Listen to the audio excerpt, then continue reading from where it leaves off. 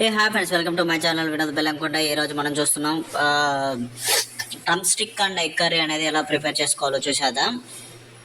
So first మనం ఒక 2 onions తీసుకొని కట్ చేసేసుకుందాం.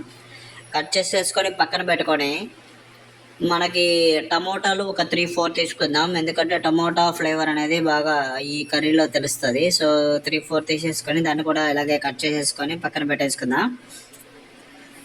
నెక్స్ట్ ఎగ్స్ ఏవైతే ఉన్నాయో మీ దగ్గర ఒక 3-4 ఎగ్స్, లైక్ మీకు ఎన్ని ఎగ్స్ కావాలని ఎగ్స్ తీసుకొని జస్ట్ బాగా ఉడకబెట్టుకొని దాంట్లో నుంచి పొక్కు తీసుకొని పక్కన పెట్టేసుకోండి. దీంట్లోకి అడిషనల్గా కావాల్సినటువంటి ఇంకో ఇంగ్రీడియంట్ ఏంటంటే చింతపండు పులుసు. నిమ్మకాయ సైజ్ అంత చింతపండు తీసుకొని దాంట్లో నుంచి మీరు రసం ప్రిపేర్ చేసుకోండి.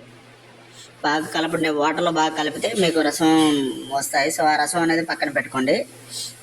ఇప్పుడు మీరు ఎగ్స్ ఏదైతే ఉన్నాయో ఈ విధంగా కోసుకోండి. సో తర్వాత మనకి బౌల్ పెట్టుకొని బౌల్లో కొంచెం ఆయిల్ వేసేసుకొని ఆయిల్లో కొంచెం ఆవాలు, ఇంకా మినపప్పు, పచ్చెనగపప్పు, ఇవి తిరగమూత గింజలు వేసేసుకోండి. చూడండి చింతపండు మనం ఎలా చేసుకున్నామో. తర్వాత కొంచెం సేపు ఈ తిరగమూత గింజలు ఏదైతే వేసారో వాటిని చూడండి ఇలా వేసుకోండి. వేసుకున్న తర్వాత ఆనియన్స్, కట్ చేసుకున్న ఆనియన్స్ అనేవి మొత్తం వేసేసుకొని కొంచెం బాగా వేగనిచ్చేసి అవి కొంచెం రెడ్ కలర్లోకి వచ్చేంత వరకు వేగనిచ్చేసి తర్వాత మీ దగ్గర ఉన్నటువంటి టమోటాలు కూడా దాంట్లో వేసేసుకోండి. అలాగే కొంచెం కరివేపాకు కూడా మిక్స్ చేసుకోండి. కరివేపాకు మిక్స్ చేసిన తర్వాత టమోటాలు కూడా కట్ చేసుకుంటారు కదా, వాటిని కూడా మిక్స్ చేసుకొని సో ఒక 10-15 మినిట్స్ సో అవి బాగా మిక్స్ అయ్యేలా బాగా వేగేదాకా ఉంచండి. సో ఉంచిన తర్వాత దాంట్లోకి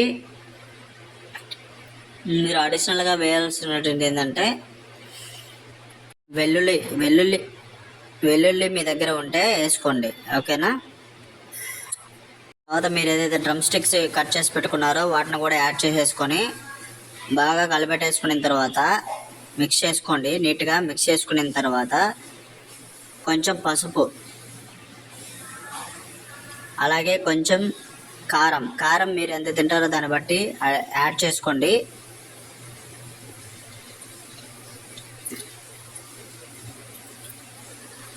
సో ఎక్కువ కారం తినేవాళ్ళు చేసుకుని, అలాగే కల్లుప్పు మీ దగ్గర ఉంటే కల్లుప్పు, లేదంటే నార్మల్ సాల్ట్ అయినా పర్లేదు చేసుకోండి. ఇందాక నేను చెప్పినట్టు మీరు ఏదైతే నిమ్మకాయ లైక్ చింతపండు పులుసు ఉంటుందో ఆ చింతపండు పులుసుని బాగా ఇలాగా ప్రిపేర్ చేసుకున్నాక ఆ చింతపండు పులుసుని దాంట్లో యాడ్ చేసుకోండి. ఇలా యాడ్ చేసుకోవడం వల్ల ఏంటంటే మీకు కర్రీ మంచి టేస్ట్గా ఉంటుంది. అలాగే ఎగ్స్ కూడా మీ దగ్గర ఉన్నటువంటి ఎగ్స్ ఏదైతే ఉన్నాయో దాంట్లో యాడ్ చేసేయండి.